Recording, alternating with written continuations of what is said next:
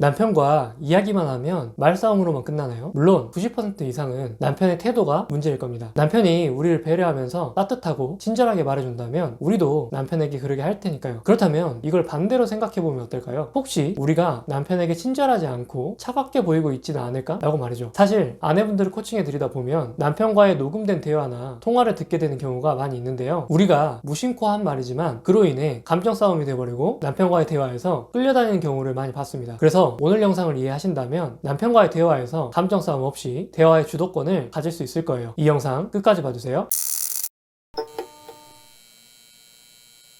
첫 번째는 내가 상대방을 평가하는 말을 너무 많이 하고 있지는 않은지 체크해 볼 필요가 있습니다. 왜냐하면 상대방을 평가하는 말들은 비난하는 말로 들릴 수 있기 때문입니다. 사실 우리가 누군가에게 잘했어 라는 말을 들었을 때에도 그게 기분이 나쁜 경우가 있었을 겁니다. 네가 뭔데 나한테 잘했다고 평가를 해? 라는 생각이 들기 때문이죠. 그만큼 우리는 무심코 상대방의 성격에 대해서 이야기를 한다거나 행동에 대해서 평가할 때 상대방의 감정을 건드리는 경우가 많이 있습니다. 예를 들어보면 감정을 좀 표현해봐, 너무 무뚝뚝하게 그러지 말고 라든지 아이한테 신경을 좀 써, 좋은 아빠의 모습을 보여줘, 이런 표현들도 사실은 상대방을 평가하는 말이 될 수 있습니다. 특히나 사이가 좋지 않은 상태라면 더더욱 반발심을 불러일으킬 수 있죠. 나는 평생 내 감정을 표현하고 산 적이 없는데 나더러 어쩌라는 거야? 내가 아이한테 신경을 안 쓰는 게 아닌데 이게 왜 자꾸 좋은 아빠가 아니라는 거지? 라고 말이죠. 이런 반발심이 생기면 말싸움으로 이어질 가능성이 매우 높아집니다. 그렇기 때문에 상대방을 평가하는 말이 아니라 구체적인 요청을 해주는 형태로 바꿔주시는 게 좋아요. 아까 예시처럼 무뚝뚝하다고 말하는 게 아니라 당신이 화가 났을 때에는 어떤 부분이 싫었는지 이야기해줬으면 좋겠어 라고 말을 하는 게 좋고요. 아이에게 신경 쓰지 않았다고 말하는 대신에 주말에 아이랑 1시간 정도 놀아줄 수 있어? 라고 물어보시면 되는 거죠. 이렇게 평가하는 말을 줄이는 대신 구체적인 요청을 늘려보시면 감정 싸움을 줄일 수 있을 겁니다. 두 번째는 극단적인 표현을 하고 있지는 않은지 보실 필요가 있습니다. 같은 말도 우리가 강조를 하기 위해서 항상이나 절대와 같은 극단적인 표현을 쓰는 경우가 많거든요. 이렇게 되면 상대방에게 반박할 수 있는 논리를 제공해버리게 됩니다. 예를 들어서 우리가 남편에게 지금 내 말을 못 들었어? 라고 말하는 것과 너는 내 말을 항상 못 들어 라고 말하는 건 분명한 차이가 있거든요. 지금 내 말을 못 들었냐고 물어봤을 때는 정말 남편이 대답을 안 했다면 못 들은 게 맞는 거라 반박을 하기가 어렵지만 항상 내 말을 못 들어 라고 하는 건 반박의 여지가 너무 많죠. 뭘 항상 못 들어? 너는 안 그러냐? 어차피 매번 내가 못 들은 거면 나하고 더 이상 이야기할 필요도 없겠네. 이런 식으로 남편에게 반박의 여지를 많이 제공하게 됩니다. 그러면서 원래 주제에서 벗어나서 말싸움으로 넘어가는 경우가 많이 있죠. 세 번째는 과거의 일을 필요 이상으로 언급하지는 않았는지 체크해 볼 필요가 있습니다. 현재 일어나고 있는 일에 대해서 이야기를 잘 나누고 있다가도 과거의 일에 대해서 나도 모르게 자꾸 언급을 하는 경우가 있으실 수 있을 거예요. 그런데 이 과거 일에 대해서 얘기를 꺼내는 순간 남편은 대화의 본질에서 벗어나서 방어적으로 변하고 자기 스스로를 합리화하거나 반격하는 데 집중하게 될 겁니다. 아마 이럴 때 남편에게 이런 멘트를 들었을 거예요. 왜 또 갑자기 그 얘기야? 이제 와서 어쩌자는 거야? 너는 뭐 얼마나 잘했길래 그래 큰 소리냐? 라는 말들이죠. 그러면서 대화의 주제가 서로 누가 더 잘못했고 잘했는지에 대해서만 논쟁하는 상황으로 흘러가 버리게 될 거예요. 아마도 많은 아내분들이 남편의 잘못에 대해서 언급하면 남편이 조금이라도 죄책감을 더 느끼고 잘못을 반성하기를 바랬을 겁니다. 하지만 우리가 과거 얘기를 하는 순간 오히려 그 반대가 되어버리죠. 본인 스스로의 잘못을 합리화할 기회를 주게 되면서 우리와 말싸움만 하게 될 거니까요. 그러니 과거 얘기가 아니라 현재에 어떻게 할 건지, 어떻게 남편이 우리에게 미래에 해줬으면 좋겠는지 이런 얘기만 하시는 게 좋습니다. 네 번째는 상대방의 의도에 대해서 단정 짓고 감정적으로 대응하는 경우입니다. 상대방이 하는 말을 보면 우리를 무시하는 듯한 표현들, 비난들, 비꼬는 의도가 느껴지는 경우가 있을 거예요. 그런데 이 부분들에 대해서 감정적으로 대응하면 안 됩니다. 정말로 남편이 우리를 공격하려는 의도가 있었든 없었든 우리가 감정적으로 반응하면 말싸움에 끌려다니게 되기 때문이에요. 만약 남편이 단순히 무시하려는 의도가 없었고 우리가 오해한 상황이라면 정말 난처해지죠. 남편의 감정을 우리가 건드리게 된 거고 바로 말싸움으로 이어질 수도 있을 겁니다. 그런데 실제 무시하려는 의도가 남편에게 진짜 있었다고 한다면 더 좋지 않습니다. 왜냐하면 우리가 감정적으로 대응을 했을 때 남편의 그 의도들이 우리에게 통했다는 것을 알려주게 되는 셈이 되기 때문이에요. 남편은 자신이 또 기분이 나쁘면 우리에게 그런 방식을 또 사용할 가능성이 높아지게 되는 거죠. 그래서 상대방이 좋지 않은 의도가 느껴질 때에는 더 차갑게 이성적으로 반응하셔야 합니다. 혹시 그렇게 말하는 이유가 내 감정을 건드리려고 하는 거야? 라고 되물어 보시는 게 좋습니다. 그렇게 해서 만약 우리가 오해를 했다면 사과를 하면 되는 거고요. 실제로 우리의 감정을 건드리려고 하는 거였다면 대화를 좀 종료하셔야 합니다. 더 이상 남편과 말싸움에서 끌려다니지 않으시려면요. 다섯 번째는 우리의 목소리 톤과 우리의 태도를 한번 점검해 볼 필요가 있습니다. 어쩌면 이게 오늘 내용의 핵심일 수도 있을 거예요. 많은 아내분들이 저와 녹음 파일을 같이 들으면서 이렇게 이야기를 하십니다. 저는 분명히 차분하게 이야기했는데 이걸 다시 들어보니까 화가 난 것 같고 따지는 것 같긴 하네요 라고 말이죠. 우리가 상대방의 메시지를 이해할 때 말의 내용은 사실 그렇게 중요하지 않다는 게 밝혀져 있죠. 메라비안의 법칙에 의하면 사람이 상대방의 메시지를 이해할 때 말의 내용이 차지하는 비중은 7%밖에 되지 않는다고 합니다. 그런데 말하는 톤은 38%나 되고요. 표정이나 몸짓과 같은 비언어적 요소는 무려 55%의 비중을 차지한다고 합니다. 즉 우리가 하는 말 자체보다 목소리의 높낮이, 말투, 표정, 태도가 상대방에게 더 큰 영향을 준다는 겁니다. 생각보다 우리는 지인들을 대할 때와 가까운 가족들을 대할 때의 태도가 다른 경우가 많습니다. 편한 사람을 대할수록 특히 가족이라고 생각하는 사람들에 대해서는 나도 모르게 인상을 쓰면서 말하거나 따지는 듯한 그런 태도로 이야기를 하는 경우가 있을 수 있어요. 그러니 내가 상대방에게 어떤 태도와 목소리 톤으로 말하고 어떤 표정을 보여주고 있는지를 한 번쯤 돌아보시면 좋을 것 같습니다. 그리고 만약 남편에 대한 감정이 전반적으로 좋지 않다면 남편과 말하는 것이 먼저가 아닐 수도 있을 거예요. 왜냐면 그런 감정 상태에서 이야기를 나누는 게 어차피 말싸움으로 끝날 게 명확하기 때문이죠. 이럴 때에는 우리가 우리 스스로의 감정을 잘 돌보는 데에 시간을 투자하는 게 좋을 겁니다. 어떠셨나요? 오늘 말씀드릴 5가지를 꼭 점검해 보시면 좋을 것 같습니다. 남편과의 말싸움을 피하면서도 원하는 대화를 더 세련되게 이끌어 가실 수 있을 거예요. 물론 이런 것들을 적용해 본다고 해서 남편이 갑자기 한순간에 호의적으로 변할 거란 기대는 내려놓으셔야 합니다. 그렇다고 해서 몇 번 해보고 역시 안 되네 하고 포기하는 순간 다시 말싸움만 일어나는 패턴으로 돌아가게 될 거예요. 장기적인 시각으로 꾸준하게 노력해 보시는 게 좋을 것 같고요. 그리고 혹시 이런 생각이 드실 수도 있을 거예요. 아니 왜 나만 바꿔야 해? 남편도 노력해야 되는 거 아닌가? 라고 말이죠. 맞습니다. 부부관계는 서로의 노력으로 만들어지는 게 맞죠. 하지만 상대방이 먼저 변하기를 기다리는 건 지금까지 많이 해보셨을 겁니다. 안 된다는 것도 알고 계실 거고요. 그러니 남편의 변화만을 기다리지 마시고 오늘부터는 내가 누군가와 대화를 하더라도 지금보다는 세련되고 매력적인 사람이 되어야겠다. 이런 가벼운 마음가짐으로 시도해 보시면 좋을 것 같아요. 시간이 지나면 내가 대화에서 주도권을 잡아가고 있다는 것을 알게 되실 겁니다. 그리고 그런 변화를 남편도 자녀분들도 가까운 가족이라고 한다면 분명 자연스럽게 인식하게 될 거예요.